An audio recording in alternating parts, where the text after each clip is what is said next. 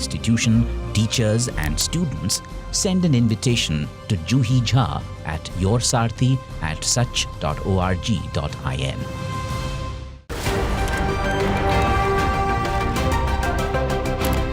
Ready to dive into your daily dose of news? Bringing you what's trending in the West and all that's setting trends in the East. And all of this served up with a side of insightful banter. We don't just bring you the latest stories. We bring you your talking points for the day. And while you do that, from the busy streets of New York, I will provide you with deeper insights on the developments through the course of the day in the U.S. And I will be here at the WION headquarters, getting you all the action from the universe of sport. All that you need to know about your favorite teams and players, right here. The show that keeps you ahead of the global curve. A conversation you'd want to be a part of. A place where news becomes an engaging exchange. We bring you stories that impact your present. This is World DNA. Join the conversation.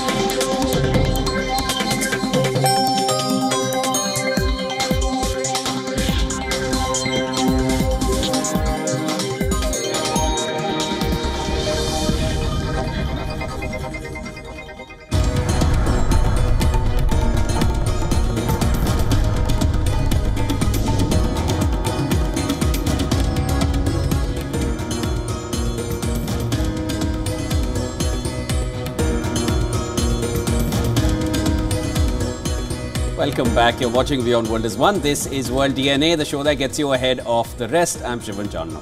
And I'm Hem Kaur Saroya. And in a major win for Donald Trump, who's been embroiled in a series of legal troubles, the US Supreme Court has ruled that the former presidents are entitled to a certain degree of immunity from criminal prosecution. This in the 2020 election subversion case.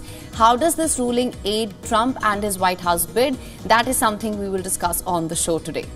Also on the show, major airlines have halted night flights to and fro from Beirut until at least the 31st of July due to the simmering tensions in West Asia. Swiss International Airlines says that it will move its night flight to daytime flight due to the political developments at the border between Lebanon and Israel. We are going to be tracking that closely for you, as always, right here on World DNA. Let's get you started with the airlines. The US Supreme Court rules that Donald Trump cannot be prosecuted for actions that were within his constitutional powers as president. This in a landmark decision recognizing for the first time any form of presidential immunity from prosecution.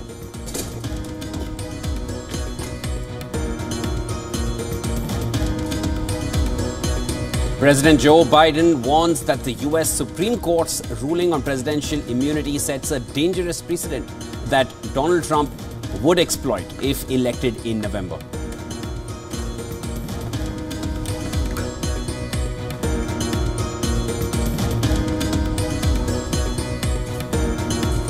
US Secretary of State Antony Blinken says Israel has lost sovereignty in the northern part of the country due to the persistent cross-border attacks Hezbollah has launched against Israel since October.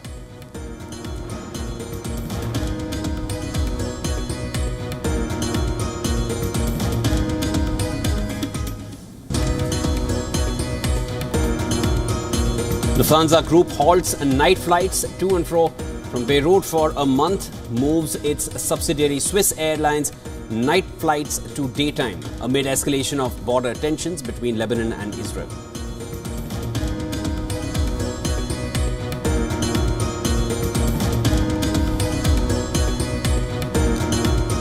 In just 4 months, Nepal is likely to see a new Prime Minister after Pushpa Kamal Dahal-led government collapses. KP Sharma Oli-led CP-NUML party is expected to now join forces with Sher Bahadur Deuba's Nepali Congress. Sources say Deuba has offered only the prime ministership.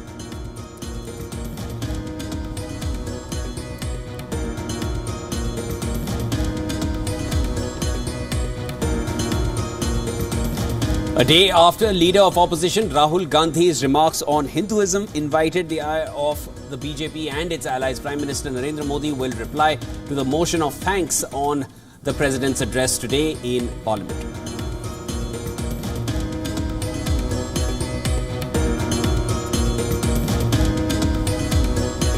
Hurricane Beryl brings devastating winds and heavy rain to several Caribbean islands, which is also to Grenada, takes a direct hit.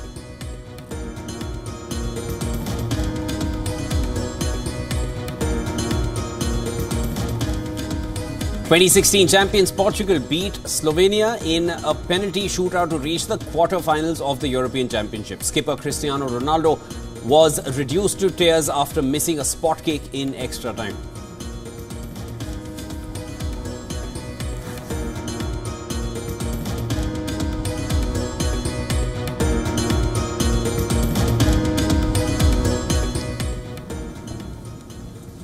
Now, in a big relief for Donald Trump, the U.S. Supreme Court ruled that he enjoys some immunity from prosecution as a former president. Well, it was a 6-3 ruling of the Apex Court, and it was authored by Chief Justice John Roberts, who threw out a lower court's decision that had rejected Trump's claim of immunity from federal criminal charges involving his efforts to undo his 2020 election loss to Joe Biden. Trump is the Republican candidate challenging Biden, a Democrat, in the November U.S. election. The duo took part in the first presidential debate on the 28th of June. The U.S. Supreme Court on Monday ruled that presidents have, quote, absolute immunity from criminal prosecution over what the justices said were, quote, official acts, in a critical case over whether Donald Trump can be charged for allegedly plotting to overturn the results of the 2020 election. The landmark ruling recognizes, for the first time ever, any form of presidential immunity from prosecution. The 6-3 decision, written by Chief Justice John Roberts, split down partisan lines and threw out a lower court's decision rejecting Trump's claims of immunity from criminal charges. It ordered the lower court to evaluate which of the alleged crimes in the indictment were, quote, official and therefore immune from prosecution, and which were, quote, unofficial and potentially criminal. The Supreme Court's slow handling of the immunity case has already helped Trump by making it unlikely that any trial on charges brought by special counsel Jack Smith could be completed before the 2024 election. Today, an indictment was unsealed, charging Donald J. Trump with conspiring to defraud the United States, conspiring to disenfranchise voters, and conspiring and attempting to obstruct an official proceeding. Smith indicted Trump in August of last year. Trump has pleaded not guilty. Trump's actions alleged in the indictment include efforts to fire and replace officials at the Justice Department, pressing Vice President Mike Pence to illegally reject state electoral votes, and working with state officials to concoct fraudulent slates of electors to support him. USA! USA! The special counsel also accused Trump of fueling his supporters' violent efforts to storm the U.S. Capitol on January 6, 2021. But the Supreme Court ruled that a president has, quote, absolute immunity for decisions governing appointments within the executive branch, including at the Justice Department, and that his communications with the vice president and with his supporters could be viewed as official acts. Liberal Justice Sonia Sotomayor excoriated the majority decision in a dissent, writing, quote, today's decision to grant former presidents criminal immunity reshapes the institution of the presidency. It makes a mockery of the principle, foundational to our Constitution and system of government, that no man is above the law. She added that the majority believed Trump should enjoy immunity from prosecution, quote, and so it invents an atextual, ahistorical, and unjustifiable immunity that puts the president above the law. Donald Trump praised the decision, writing on social media, quote, big win for our Constitution and democracy, proud to be an American. The 78-year-old is the first former U.S. president to be criminally prosecuted, as well as the first former president convicted of a crime. President Joe Biden's re-election campaign said in a statement, quote, today's ruling doesn't change the facts, so let's be very clear about what happened on January 6th. Donald Trump snapped after he lost the 2020 election and encouraged a mob to overthrow the results of a free and fair election. Today's decision almost certainly means that there are virtually no limits on what the president can do. This is a fundamentally new principle, and it's a dangerous precedent, because the power of the office will no longer be constrained by the law, even including the Supreme Court of the United States. The only limits will be self-imposed by the president alone. Now for more on this, our correspondent Susan Tehrani from New York told us what the Supreme Court ruling means for Trump's criminal cases. Listen to this. The ruling grants the former president immunity from prosecution for official acts committed while in office, but not for unofficial acts. This means that Trump may still face prosecution for actions deemed unofficial, such as those related to the 2020 election interference case. The case will now go back to a lower court for further proceedings. The work of figuring out how to proceed will ultimately fall to U.S. District Judge Tanya Chutkan, who would preside over Trump's trial. Donald Trump still could face a trial, but the fact remains that it's almost impossible for it to happen before the November election. We also asked Susan about the implications of this ruling on future presidents and the separation of powers. This is what she had to say on that. The ruling sets precedent for presidential immunity, which liberals say may embolden future presidents to commit crimes while in office, as Justice Ketanji Brown Jackson noted. However, the ruling also emphasizes the importance of separation of powers and the need for checks and balances on presidential power.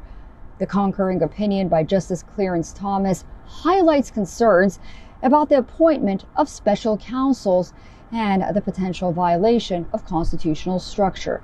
The case has put the national spotlight on the Supreme Court, which has a 6-3 conservative majority that includes 3 justices former President Donald Trump appointed. The court handed Trump an election year boost when it ruled back in March that Colorado could not kick him off the ballot. All right, to discuss this further, we now have with us Stephen Golub, lawyer and political analyst, joining us live from California. So thank you so much for joining us on World DNA. Always a pleasure to have you. Thank you. Now, sir, of course, the decision says presidents have immunity to official acts, but not all acts are official. So how do you feel the courts will now differentiate going forward? Also, we heard what Joe Biden had to say. He says that this ruling makes it so that the president has absolutely no limits to what they can do. What's your assessment of this? Well, it's a very significant decision and unfortunately a very bad decision in terms of vastly expanding presidential prerogatives. For one thing, official acts can be defined very broadly, and the court seems to be defining official acts very broadly, so that the president has great immunity, not just in terms of what Trump may have done previously that he's on trial for, but going forward. In Justice Sotomayor's dissent, she alleges that as long as it seems somehow to fall arguably within the realm of official acts, a president can take a payment for giving someone a pardon or can have a military unit assassinate a political opponent. Is that an extreme characterization? Maybe, but it's not coming from me. It's coming from a distinguished jurist, and it really does raise very severe concerns about a concept that just a year ago most legal commentators thought would never get off the ground, this notion of absolute immunity against criminal liability regarding official acts. It really is a reversal of what a lot of legal precedent and legal assumptions and jurisprudence had previously indicated.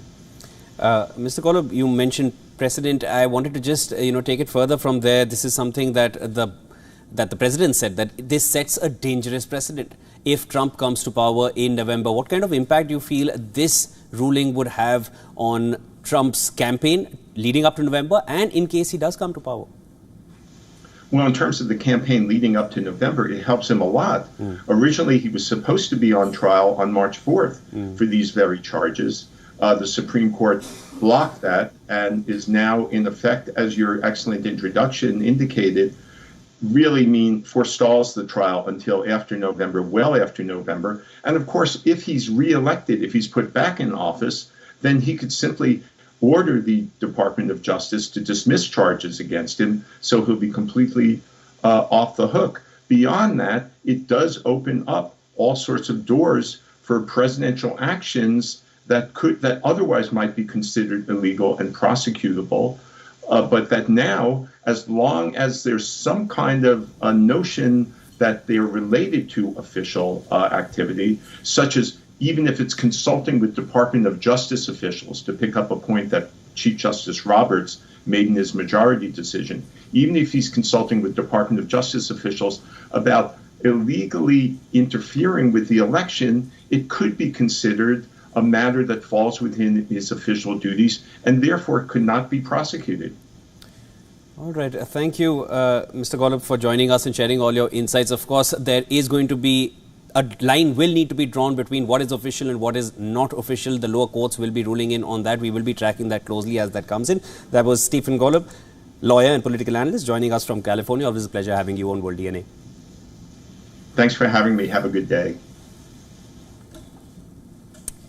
All right. The Israeli army, it's ordered mass evacuation of Palestinians from the eastern half of Khan Yunis in southern Gaza. Well, the latest order suggests that Khan Yunis will be the next target of the Israeli forces as they thwart regrouping attempts by the Hamas militants. Here we're going to look for a place to evacuate to. I've been displaced 6 times from Rafah. Allah is sufficient for us and He's the best disposer of affairs. The evacuation orders come after about 20 rockets were launched from Gaza's Khan Yunis area in one of the heaviest attacks in recent months. According to the IDF, Israel's Iron Dome air defense system shot down some of the rockets while others landed in southern Israel. Authorities said that there were no injuries or damage in that attack. Meanwhile, the Israeli Prime Minister Benjamin Netanyahu has announced that Israel is nearing the elimination of what he described as Hamas terrorist army. Speaking to cadets from the National Defense College, Netanyahu added that there will be a continuation of hitting Hamas's remnants in the Gaza Strip.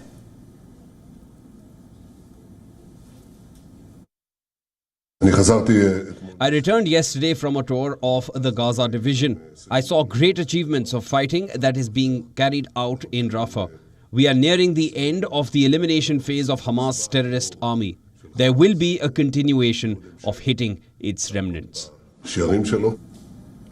Netanyahu's comments come as the Israeli army said that the troops operating in central Gaza over the past few months eliminated approximately 100 terrorists and destroyed more than 100 terrorist structures, weapons storage facilities and underground tunnel routes. Now, in the latest, the IDF has claimed that it destroyed a kilometer-long tunnel in Gaza. The tunnel allegedly included branches which were used by Hamas militants to move between different locations underground. The Israeli army also released dozens of detained Palestinians, including Dr. Abu Salmiya, the director of Gaza's main hospital, who had been held for over 7 months without charges. However, Netanyahu criticized the decision as a grave mistake and has now ordered the creation of an interagency body to oversee future decisions to release detainees. Dr. Salmiya was arrested by the IDF troops in November on suspicion of having allowed Hamas to use the Gaza City Hospital as a center for operations.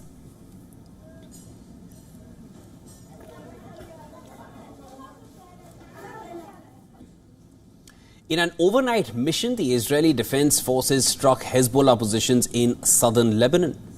Right, setting off sirens in the north of the country, the Iran-backed terror group later announced the death of one of its members in the Israeli airstrike. Now, amid prospects of a conflict that could intensify in weeks, the US has advised its citizens in Lebanon to strongly reconsider travel to Lebanon and depart the country immediately. Now, this, as international concern remains high, that the 9-month-old war between Israel and Hamas would escalate into a third Lebanon war. The U.S. Embassy in Beirut issued a travel advisory over an increasing security threat. It asked the American citizens to steer clear from the south of the country, Lebanon-Syria border area and the refugee settlements, adding that the security environment remains complex and can change quickly. It advised citizens to exercise caution and increase personal security awareness. Echoing similar concerns, Lufthansa Group halted night flights to and from Beirut until the 31st of July. However, daytime flights would operate as before. Swiss International Airlines, a Lufthansa Group subsidiary, said that it would move its Beirut night flights to the daytime until the end of July. Several nations, including Russia, Canada, Australia, Germany, Kuwait, North Macedonia and others followed suit with a travel warning. They instructed citizens in Lebanon to leave, citing potential deteriorating security conditions that could impede future departures. Escalating tensions between Israel and Lebanon have led to near-daily cross-border exchanges of fire between Israel and Iran-backed Lebanese militant group Hezbollah. The hostilities have ratcheted since the Gaza conflict began last October. Tens of thousands are forced to flee amid fears of a potential full-fledged war, since Israeli army announced last week that it has approved and validated plans for an offensive in Lebanon.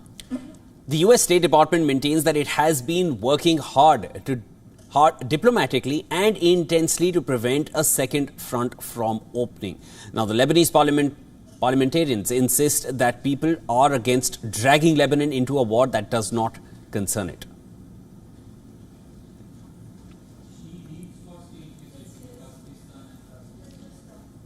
All right, amid Russia's ongoing war with Ukraine, Moscow has assumed the presidency of United Nations Security Council for the month of July. Well, on the agenda this month, the Security Council will discuss the escalating regional tensions in West Asia. Also on the roster will be the new global security equations and the United Nations regional cooperation with organizations including the Commonwealth of Independent States and the Shanghai Cooperation Organization. In the wake of this, India's Prime Minister Narendra Modi is scheduled to visit Moscow on a two-day visit on the 8th and 9th of July to meet President Vladimir Putin.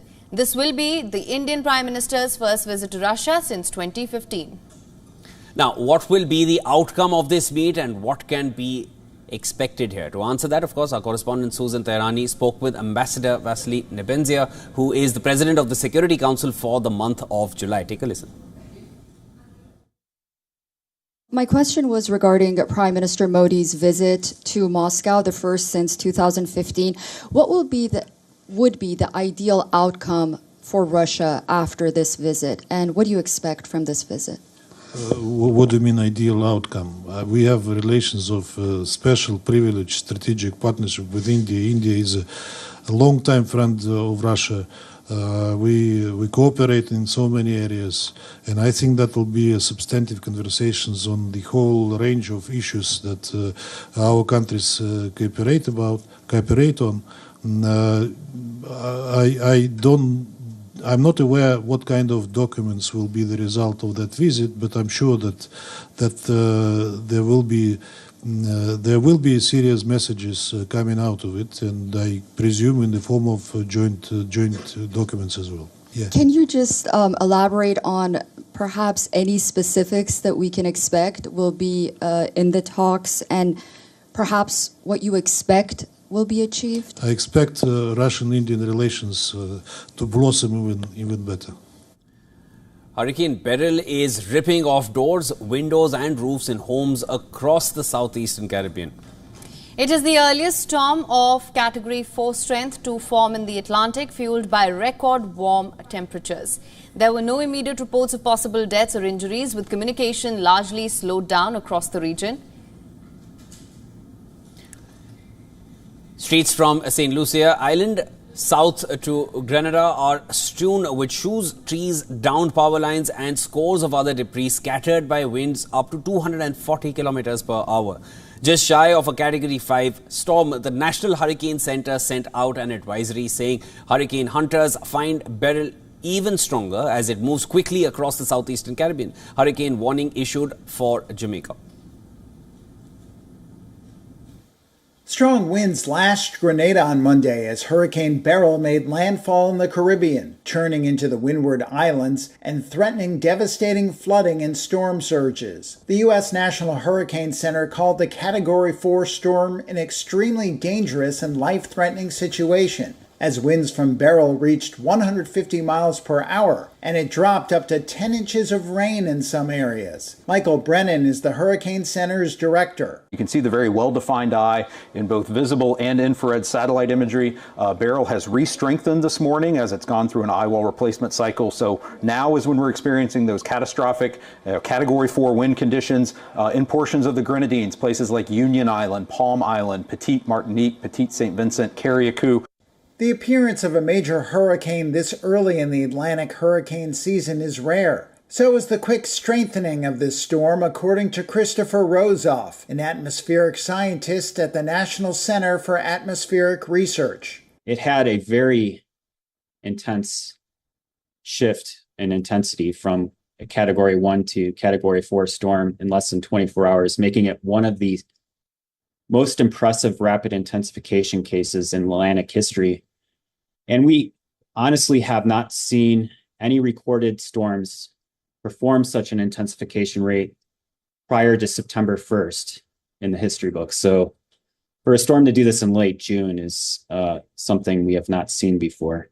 The Prime Minister of St. Vincent and the Grenadines said he was expecting a natural disaster that could continue for days. Beryl is expected to continue thrashing the region throughout the week. These are the chances of hurricane force winds. We're most concerned about downstream, about seeing hurricane force winds in Jamaica, and a hurricane watch has been issued for that island as of this morning. There is a potential for Beryl to remain a hurricane, a powerful hurricane across the Caribbean Sea. There is also a chance of hurricane force winds extending as far westward as to portions of the Yucatan Peninsula later this week. The storm is currently moving to the west-northwest at 20 miles per hour. And with that, it's time now for a short break. Don't go anywhere. This is World DNA. Of course, a lot is back for you on the other side. Nepal is likely to see a new Prime Minister after the collapse of Pushpa Kamal Dahal-led government. KP Sharma Oli-led CPN-UML party is expected to join forces with Sher Bahadur Deoba's Nepali Congress. We are going to be tracking those developments for you.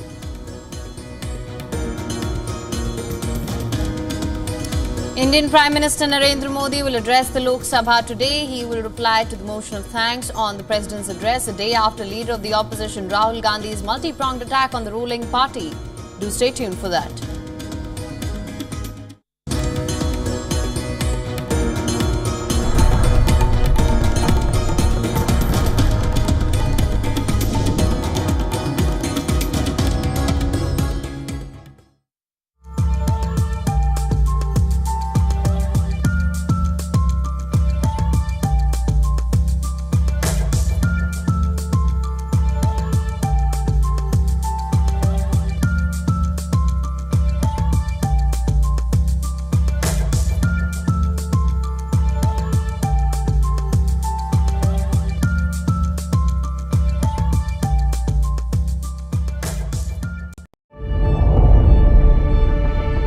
The Earth is sending distress signals. Wildfires, droughts, and melting glaciers. Can we reverse the damage? Explore the harrowing effects of climate change. It's a wake-up call. Global emergency. Climate Tracker on WION World is One. Namaste. Hello, friends. We did Dr. Subhash Chandra show, popularly known as DSC show, for 4 years, from August 2014 to August 2018. 28 states of Bharat. Of course, we reached out to all of you in 190 countries across the world. The show was very successful. Each episode was being watched by almost 25 million people every week. For past 6 years, the demand of the show has never died down. People write to us, people ask for the show to restart again. Hence, we are beginning the show once again on All Z Network, also on WION, which is the global network channel from India. Again, thank you for your love and affection. See you soon at Subhash Chandra Show.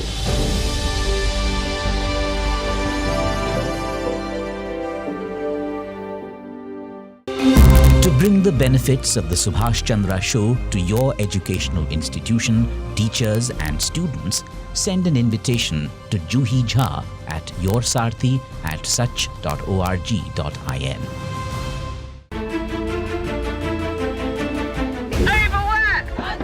Amid a wave of popular anger against the ruling party in the UK, millions will exercise their mandate in a historic election on the 4th of July. Keir Starmer, leader of the Labour Party. Up against a never-seen infighting, dissent, disputes against its leadership, the Conservatives are fighting with their backs to the wall. Will the Tories suffer a total wipeout? Will Labour clinch an unprecedented victory?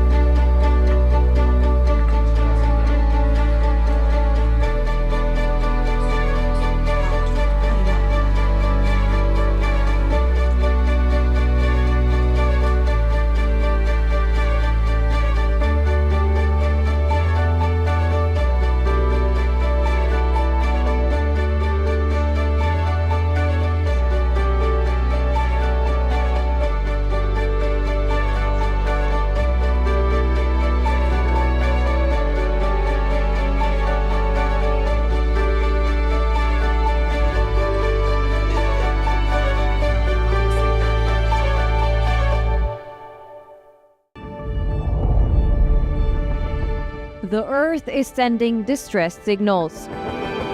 Wildfires, droughts, and melting glaciers. Can we reverse the damage? Explore the harrowing effects of climate change. It's a wake-up call. Global emergency. Climate Tracker on WION World is One.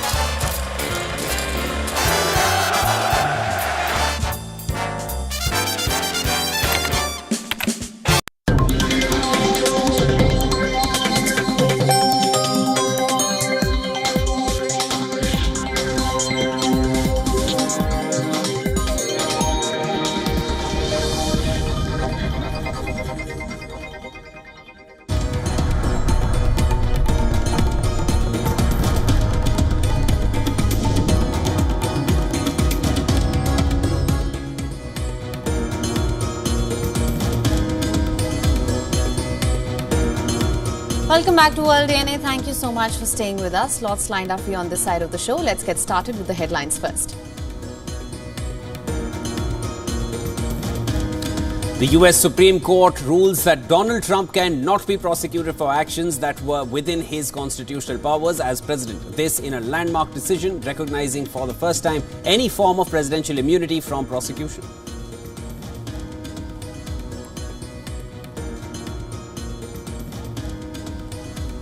President Joe Biden warns that the US Supreme Court's ruling on presidential immunity sets a dangerous precedent that Donald Trump would exploit if elected in November.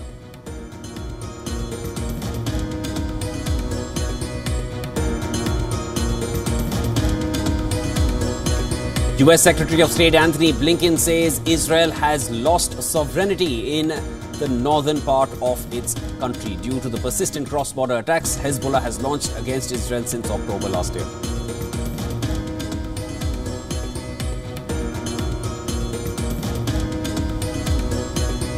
Lufthansa Group halts night flights to and from Beirut for a month, moves its subsidiary Swiss Airlines night flights to daytime amid escalation of border tensions between Lebanon and Israel.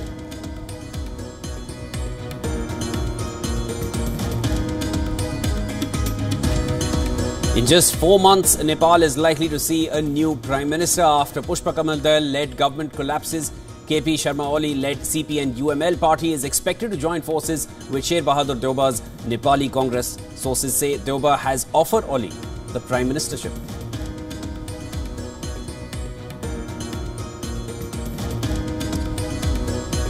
A day after leader of opposition Rahul Gandhi's remarks on Hinduism invited the ire of BJP and its allies, Prime Minister Narendra Modi will reply to the motion of thanks on the President's address today in the Parliament.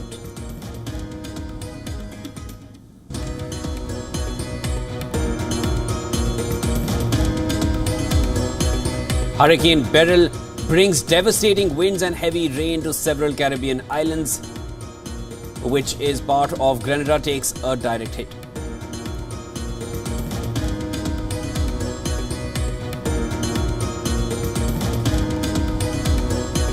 2016 champions Portugal beat Slovenia in a penalty shootout to reach the quarterfinals of the European Championship. Skipper Cristiano Ronaldo was reduced to tears after missing a spot kick in extra time.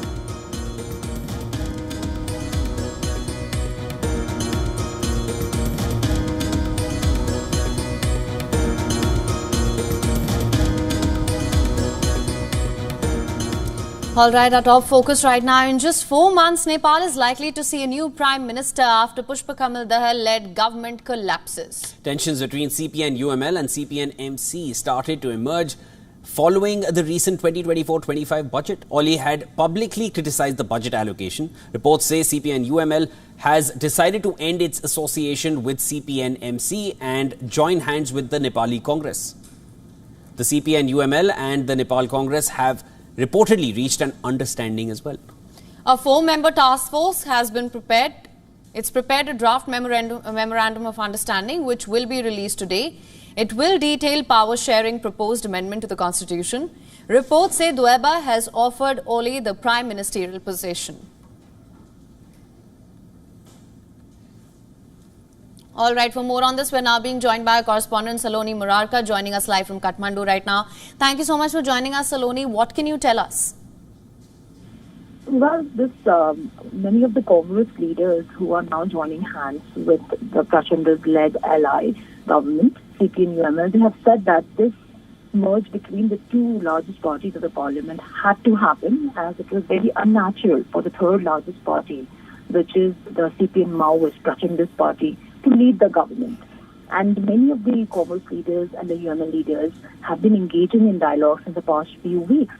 But the main, the sharing deal and the change of the coalition government became part of the discourse in Kathmandu was after the Saturday's meeting between the key leaders, Shehbaz Deuba and CPN-UML leader KP Sharma Oli.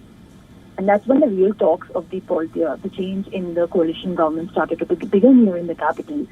And both the key leaders have been engaging in dialogues since last night, and just a few hours back, they have reached an agreement on the framework of the coalition government, and the major being the power sharing deal, where the KP Sharma Oli will be leading the government for the first 1.5 years, followed by Shehbaz Deuba. And they have also, second major being the agreement is the proposal for the amendment in the constitution, when many of the leaders here in Nepal, they agree on this, that the electoral system kind of hinders any of the parties to secure a majority in the parliament.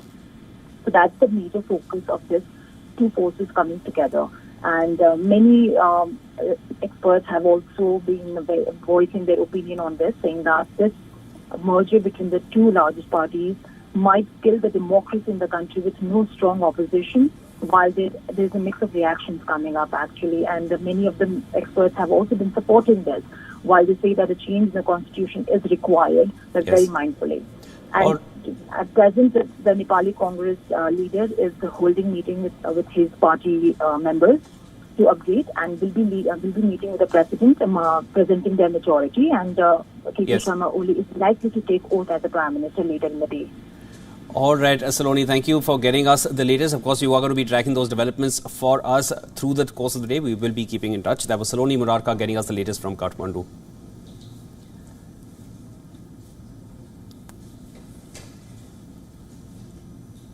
Indian Prime Minister Narendra Modi will address the Parliament's lower house today. He will reply to the motion of thanks on the President's address. This a day after the leader of opposition Rahul Gandhi's strike on the ruling party over Hinduism, the NEET row and the Agnipath scheme. Now, a mega showdown between the opposition India bloc and the ruling National Democratic Alliance unfolded in the Lok Sabha. The leader of opposition, Rahul Gandhi, raised the issue of irregularities in the NEET exam soon after the lower house assembled for the day. The Congress MP demanded an extra day for discussion. However, the ruling NDA was quick to shun the opposition's demand. Rule के बाद भी अध्यक्ष निर्देश होते हैं ना वकील साहब चलिए आपको बोलने दे रहे हैं आपके नेता The opposition resorted to sloganeering, demanding a debate on the NEET row. However, the ruling NDA was quick to shun that demand as well. Speaker Om Beryl refused to take up any other discussion during the debate on the motion of thanks. But the opposition continued its protest. It insisted on categorical assurance from the government on the NEET paper leak issue. Soon after, the opposition members staged a walkout amid parliamentary proceedings but continued protesting within the parliament's premises. Today, before his speech in the parliament, Prime Minister Modi will address the National Democratic Alliance Parliamentary Party meeting. This will be his first address to the ruling bloc's MPs after winning his third term in office.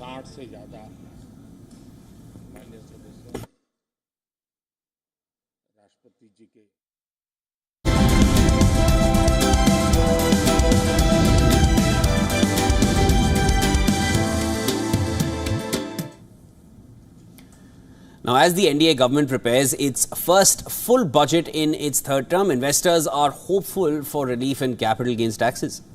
Simplifying long-term capital gains could help investors rebalance their portfolios, while it could help governments ensure better compliance and more tax collections. Take a look at this report for more. In India, the capital gains tax regime as a whole has grown increasingly complicated for taxpayers in recent years. Reason?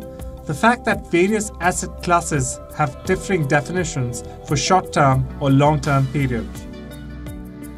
The Income Tax Act currently taxes gains from both movable and immovable capital assets at varying rates and holding periods. These rates range from 10% to 30%. Experts suggest rationalizing and standardizing the capital gains regime. This can be done by streamlining the holding periods and creating uniform long-term and short-term rates across asset classes. Experts say investors would like it if the holding periods for various capital assets were standardized. This would help increase compliance and less litigation between taxpayers and officials, which is good for everyone. The real question is, will the government avoid drastic tax changes, given the current political landscape and upcoming state elections? Significant changes to capital tax gains seem unlikely. Also, the government is focused on fiscal discipline to boost investor confidence. Media reports quoting sources say the government is likely to postpone the much-discussed changes to capital gains taxes until next year's budget. Bureau Report, WION, World is One. In other global news, BYD, Chinese automaker, has hit a milestone in its second quarter earnings, breaking records in electric and hybrid plug-in vehicle sales. Now, according to the reports, BYD sold nearly 1 million vehicles in the period between April and June 2024. These numbers solidify BYD's rebound after a slow start this year, driven by price cuts across their lineup earlier this year to compete with gasoline models. BYD's quarterly electric sales of 426,000 units were seen bigger in terms of American automaker Tesla's sales, which is projected to sell 441,019 EVs in the same period. BYD's exports extend beyond China's border, with exports exceeding 100,000 units for the first time in a quarter, despite ongoing trade tensions around the globe. Innovation played a crucial role, with BYD launching its first hybrid pickup truck in Mexico and introducing a new plug-in hybrid platform with impressive range. BYD's stock rose 15% in Hong Kong, surpassing Tesla's gain of 13% and reflecting investor confidence. However, challenges loom, particularly in sluggish European markets and potential trade barriers from the US, and BYD remains focused on expansion and innovation, highlighted by their sponsorship of the European Championship football tournament to increase brand visibility in key markets.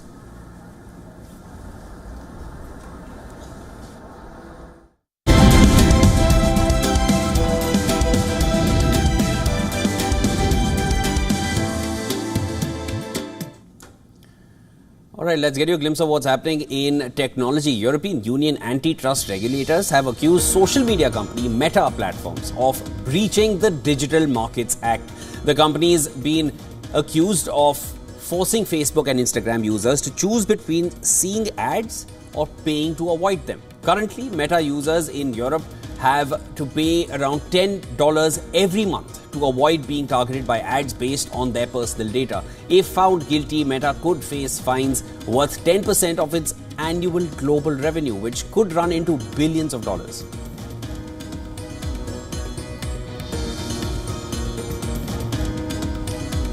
If you are someone who turns to the internet for self-medication, this might be your sign to just stop. According to a new report, relying on the internet and AI for self-diagnosis and prescription can be dangerous to health. Incorrect medication or hazardous drug interactions might lead to fatal consequences.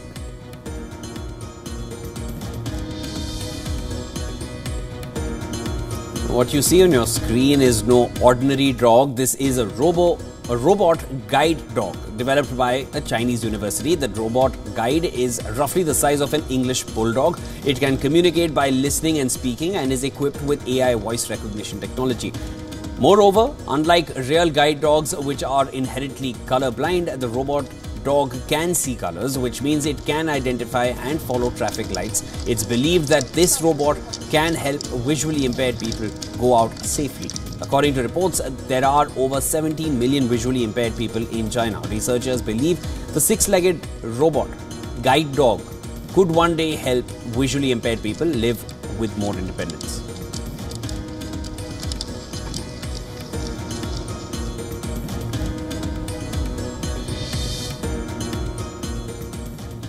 And India has achieved a significant milestone in defense technology with the development of a groundbreaking new explosive. SEBEX-2, certified by the Indian Navy, is among the most powerful conventional explosives in the world and potentially doubles the lethality of warheads and bombs. Now, this revolutionary development comes from Economic Explosives Limited, which is a subsidiary of Solar Industries based in Nagpur. The company has unveiled 3 new explosive formulations, with SEBEX-2 standing out as a possible game changer for the Indian Armed Forces. SEBEX-2 boasts a significantly higher TNT equivalence than any current solid explosive.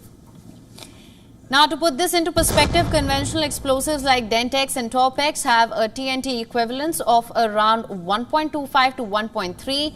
In contrast, SEBEX has a TNT equivalence of 2.01. This makes it nearly twice as lethal and destructive.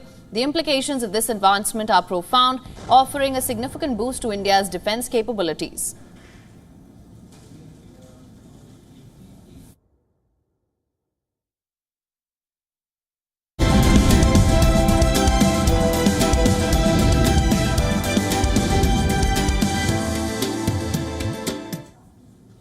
All right, looking at what's happening in the world of sports, 2-time winners France are through to the quarterfinals of Euro 2024.